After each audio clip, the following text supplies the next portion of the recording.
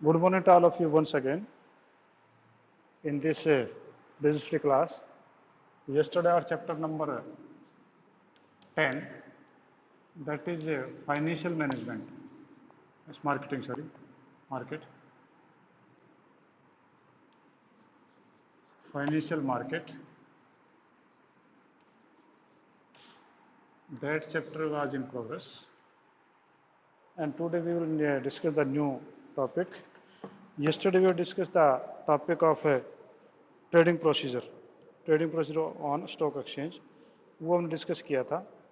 तो उसमें जो पॉइंट्स हैं मैं थोड़ा सा एक बार फिर आपको याद दिला दूं ताकि आपको थोड़ा सा ध्यान में आ जाए. कई बार जो है ये आ जाता है.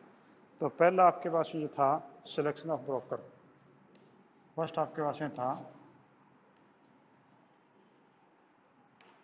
Selection of broker. सिर्फ मैं पॉइंट बताऊंगा, ज़्यादा नहीं बताऊंगा. कि आप सबसे पहले जो है ब्रोकर का सिलेक्शन करते हैं और ब्रोकर आपके पास में जो है पैन नंबर की, डेट ऑफ बर्थ की, एजुकेशन क्वालिफिकेशन की, रेजिडेंशियल स्टेटस की, और बैंक अकाउंट की और डिपॉजिट अकाउंट डिटेल और अदर बैंक में कोई आपका अकाउंट है ब्रोकर के पास है वो, और क्लाइंट कोड नंबर ये मांगेगा. ठीक है. और आपका रजिस्ट्रेशन उसके पास में ब्रोकर के पास में जाएगा. सेकंड आपके पास था opening demat account. Opening demat account. Demat account की जो है वो ओपनिंग उसके बाद में आपको करवानी पड़ती है. तो आपके पास में जो भी डीमैट अकाउंट है वो आप किसी भी ऐसा जो डिपॉजिटरी है उसके पास में इन दो प्रकार के NSDL और CDSL दो में किसी पास आप खुलवा सकते हैं. उसके बाद में आपका था placing an order.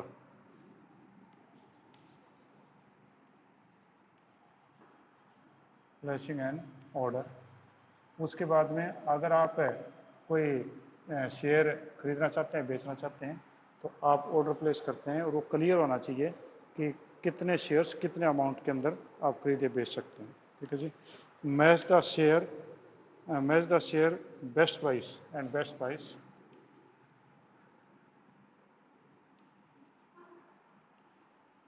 Match the share and best price. आपका जो है जैसे आपने ऑर्डर किया तो कंप्यूटर के टर्मिनल के ऊपर जो है वो सर्चिंग स्टार्ट हो जाएगी और जैसे ही प्राइस से अवेलेबल होगा आपको मिल जाएगा, यानी आपको जो मैसेज मिल जाएगा. और एग्जीक्यूटिंग ऑर्डर.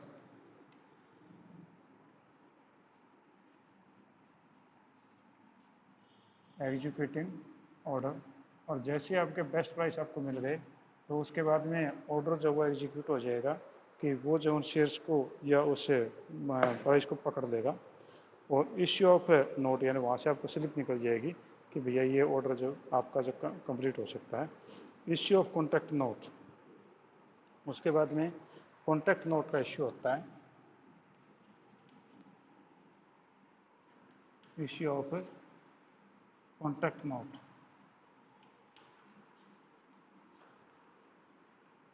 कॉन्ट्रैक्ट नोट उसके बाद में एक स्लिप निकलेगी, उसके ऊपर आपके साइन और उसके ऊपर आपकी जो एग्रीमेंट है वो होना ज़रूरी होता है. तो वो जो है आपको इश्यू मिल जाएगा. उसके बाद में आपका delivery of shares and making payment. Delivery of shares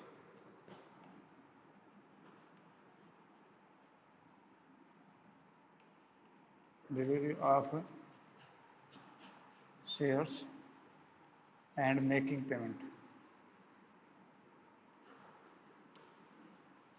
उसके बाद में नेक्स्ट आपका जो शेयर्स हैं उनकी डिलीवरी हो जाएगी और उसकी पेमेंट जो है वो आपकी हो जाएगी. नेक्स्ट स्टेप ये था. और अगला स्टेप है सेटलमेंट साइकिल. ठीक है. तो आपका सेटलमेंट साइकिल जो है ये आपका ब्रोकर का काम है. सेटलमेंट साइकिल ये आपका जो आपने किया था, कॉन्टैक्ट किया था, उसका T+2 डेज इसके अंदर होता है. जिस दिन आपने जो कुछ यस कर दिया उसके बाद में शेयर ट्रांसफ़र हो गए तो 2 दिन में आपके पैसे आपको मिल जाएंगे. और उसके बाद में अगर कहता है कि 9th में on T2 days stock exchange will deliver the same share to make the payment and other broker. This is called as pay out day. ठीक है। तो ये आपके जो है मेन मेन जो चीज़ें मैंने आपको बता दी। आगे कहता है कि डीमेटलाइजेशन एंड डिपॉजिटरीज, ये क्या है हम इनको देख लेते हैं। डीमेटलाइजेशन एंड डिपॉजिटरीज।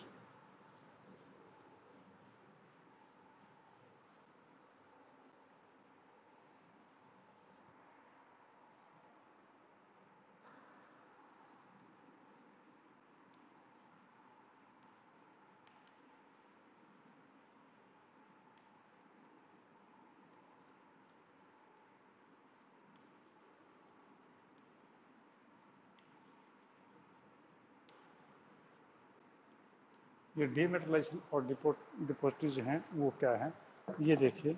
तो मैं बुक में स्टेटमेंट है वो मैं पढ़ रहा हूँ कि ऑल ट्रेडिंग है in the securities now through the computer terminal.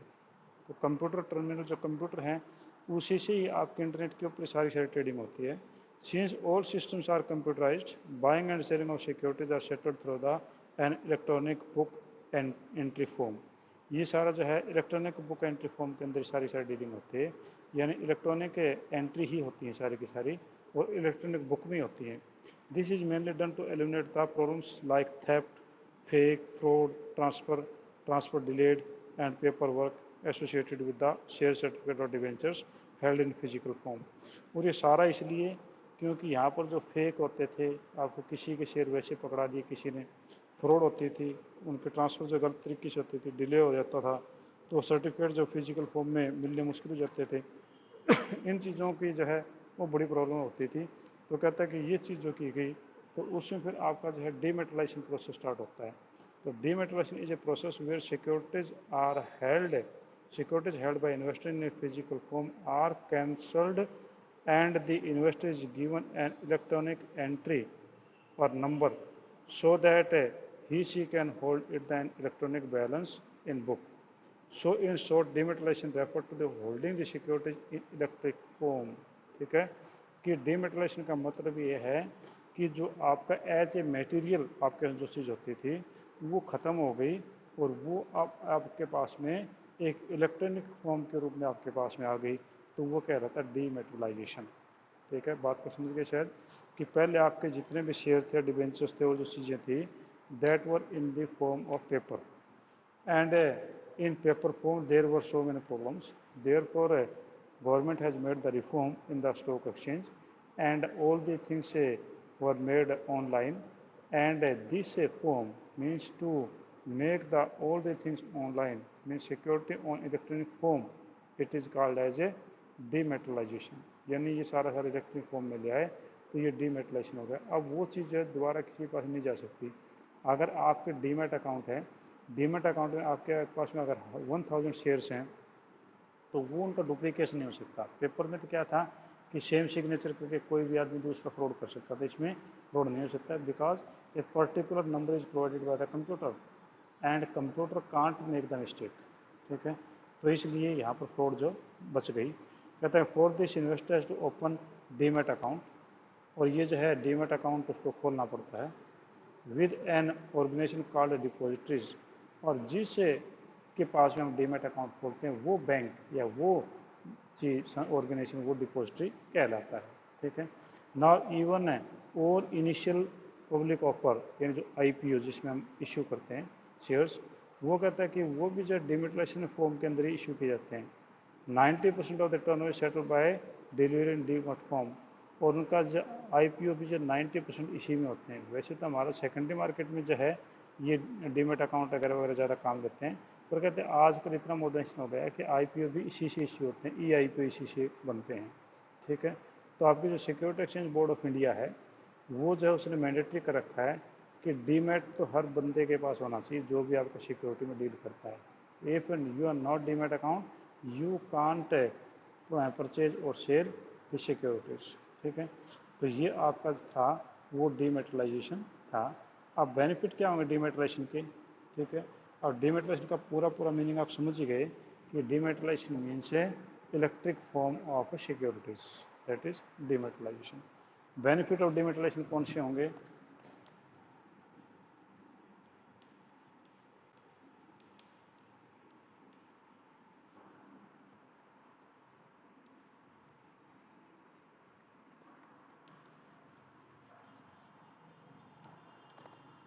Demat vaccine के बेनिफिट कौन से हैं, तो हम एक एक करके देखते हैं।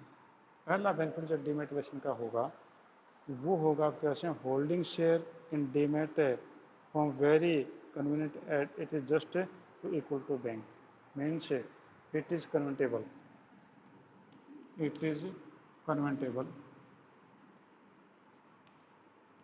ये कन्वर्टेबल है लाइक बैंक अकाउंट। आपका जैसे कि बैंक अकाउंट जैसा होता है वैसा ये बड़ा कन्वीनियंट है, means you can maintain demat account very easily, number of shares you receive, number of share you sold, that will be entered in debit and credit of the demat account, तो बिल्कुल easy है। Second आपका है the demat security can even placed और मोर्टेज, ठीक है, means demat securities, demat securities can be placed oblique मोर्टेज, दोनों का सेम मीनिंग है। मीन्स अगर आपके डीमैट अकाउंट में सिक्योरिटीज हैं, मतलब शेयर्स हैं, यू कैन मोर्टेज और प्लेस, आप इनके ऊपर लोन ले सकते हैं कि मेरे पास इतने शेयर्स हैं, और शेयर का क्लैरिफिकेशन होगा डीमैट अकाउंट से कि आपका शेयर है यानी झूठे तो नहीं है कभी, तो आपका जो है इसके मोर्टेज किया जा सकता है, ये भी इसका फ़ायदा है। थर्ड है no, there is no danger of loss or theft, ठीक है, no danger of loss, no danger of loss or theft. आपके जो सर्टिफिकेट्स हैं शेयर्स के औरों के, इनका कोई भी लॉस होने की संभावना नहीं है, कोई थेफ्ट होने की संभावना नहीं है, क्योंकि all the things are in electric forms and electric forms means can not be any theft, ठीक है। रिड्यूसेस पेपर वर्क, ठीक है,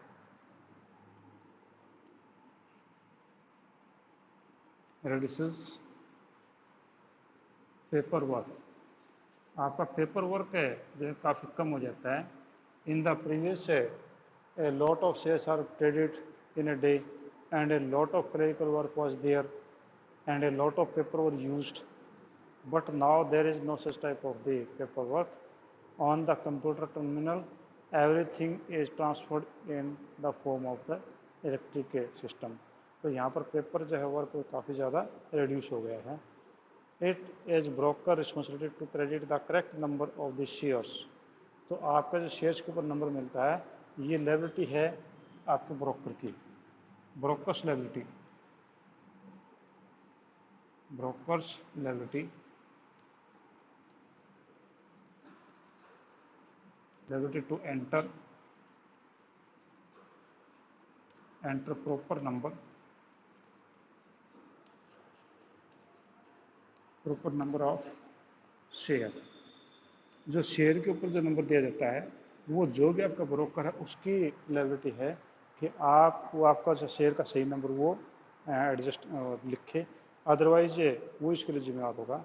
और लास्ट है सिक्योरिटीज और different companies can be held in a single demat, ठीक है, many companies securities, many company securities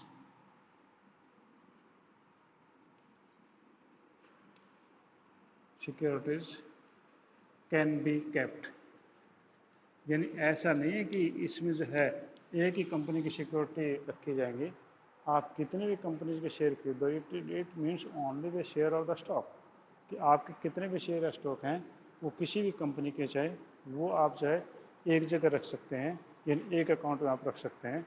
तो यानी कहने का मतलब ये हुआ कि हमारे डीमैट अकाउंट के कितने फ़ायदे हैं, तो डीमैट अकाउंट के जो फ़ायदे हैं वो आपके जो हैं, पहला आपका जो है कन्वर्टेबल लाइक बैंक अकाउंट, ये बैंक अकाउंट की तरह से सुविधाजनक है, यानी जैसे हम बैंक अकाउंट रखते हैं ठीक उसी प्रकार से ये passbook, electric passbook is kept, ठीक है, और उसमें आपके डेबिट या क्रेडिट देख सकते हैं उसमें।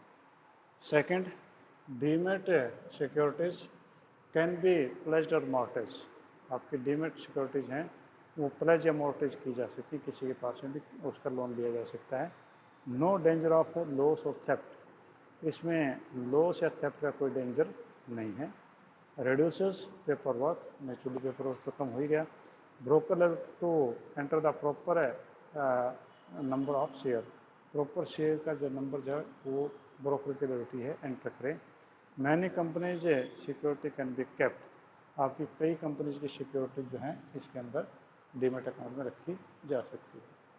हाँ जी, किसी को कोई पॉइंट ऐसा पूछना है आप पूछ सकते हैं। वैसे तो बड़ा नॉर्मल है कि आप एक बैंक अकाउंट की तरह से आप डीमेट अकाउंट को सोच लो और उसके बेनिफिट आप इसके बारे में बताते जाओ। नेक्स्ट है working of demat system, demat system की वर्किंग जो किस प्रकार से होंगी तो वो हम और डिस्कस कर लेते हैं।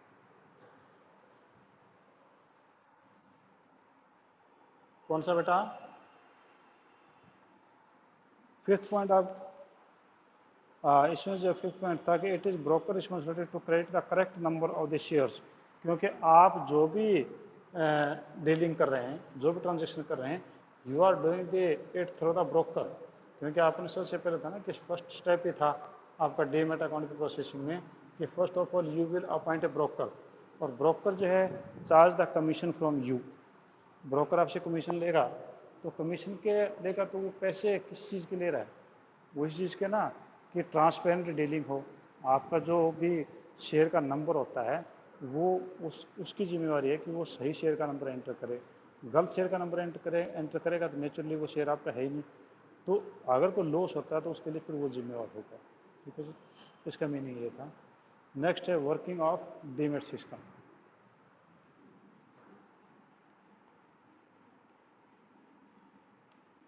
Working of demat system,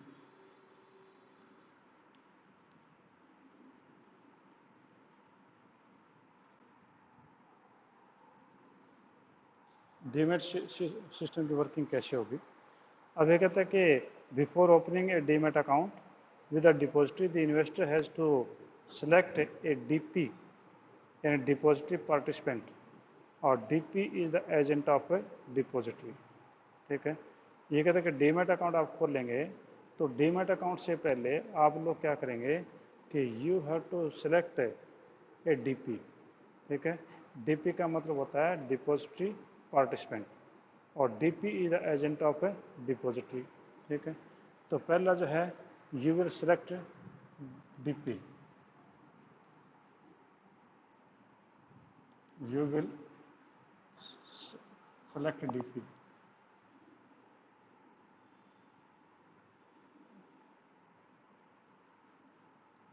select DP.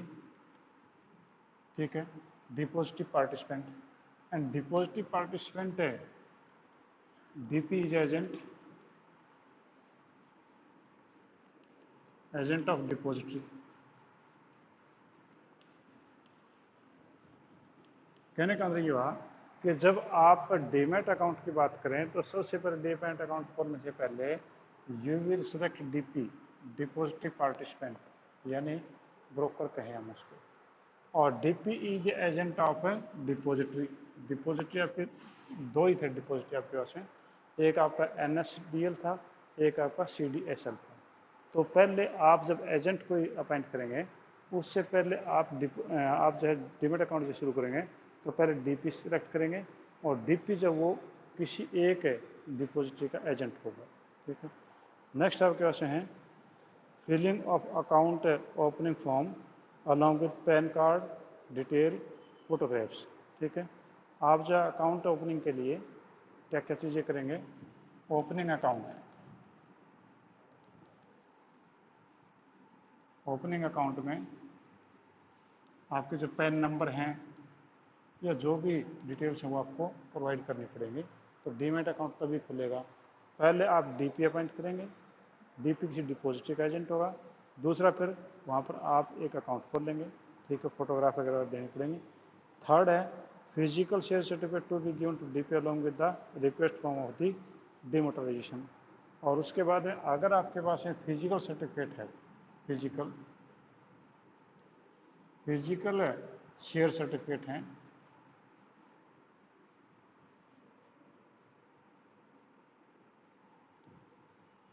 Physical share certificate हैं वो आप हैंड ओवर करेंगे, ठीक है, hand over to DP.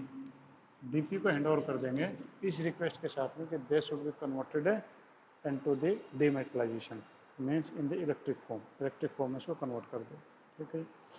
Fourth correct, if the shares are applied in IPO, then simple detail of demat account and DP to be given, allotment would be automatically allocated to demat account।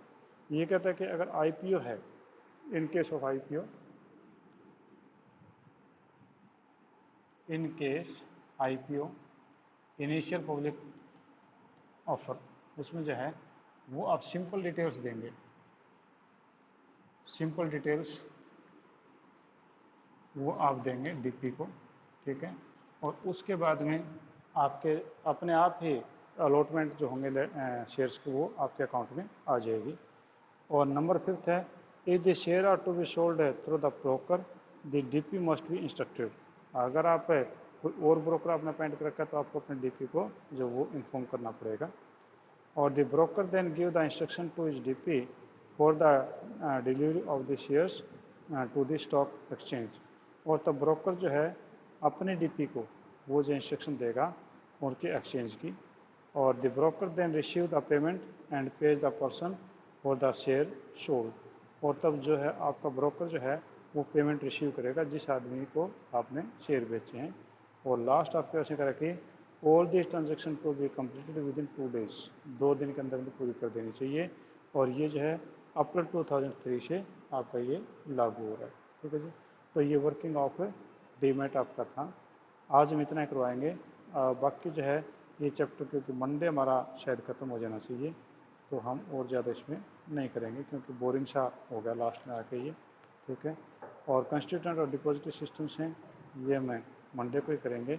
और फिर benefit of stock exchange ये हम बाद में करेंगे, ठीक है। शायद मंडे पूरा हो जाए तो ट्यूजडे हो जाएगा। आपके एग्ज़ाम्स के बारे में मैंने आपको बता ही दिया है कि आपके एग्ज़ाम्स जो हैं वो 1 अक्टूबर से शायद स्टार्ट हो जाएँ।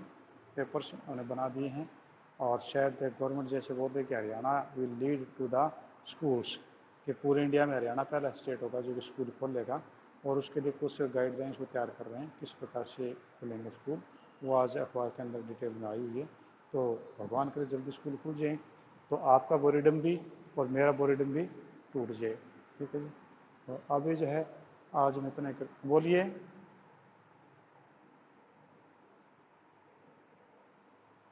देखो अभी आपका डिलीटेड सिलेबस है वो भी मैं दे रहा हूँ, ठीक है, क्योंकि अभी तक हाँ अकाउंट्स में दे रहा, नहीं अकाउंट्स में तो नहीं दिया, पर ये कि उसमें दिया भी क्या डिलीटेड में आपका जो है जो सेकंड बुक है उसमें से कुछ वो चैप्टर एक डिलीट किया है, उसमें तो वो चैप्टर वैसे भी अभी हमने किया नहीं है।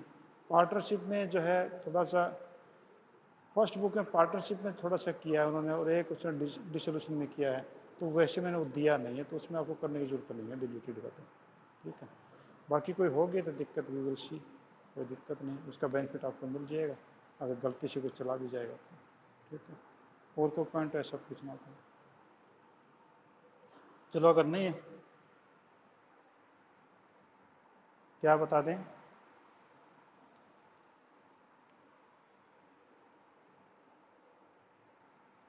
अच्छा अच्छा, मैंने आपके पास में वो भेजा था एक व्हाट्सएप है, व्हाट्सएप में डिलीटेड का कौन कौन से इलेस्ट्रेशन कौन कौन से पेज नंबर से डिलीटेड थे, तो वो आप देख लेना, अगर नहीं है तो फिर मैं बता दूंगा आपको, ठीक है। तो वो मैं देखूँगा क्योंकि मेरे पास में इतने सारे व्हाट्सएप इकट्ठे हो जाते हैं कि ढूंढना मुश्किल हो जाता है, फिर मैं देखूँगा आपके ग्रुप में भेजा था तो ग्रुप में मैं देखूँगा मिल गया तो मैं दोबारा से आपके पास में रीसेंड कर दूँगा उसको, ठीक है ना। और जो भी कोई होगा तो फिर भी हम देख लेंगे उसको, ठीक है जी। तो आज हम इतना ही करते हैं, थैंक यू।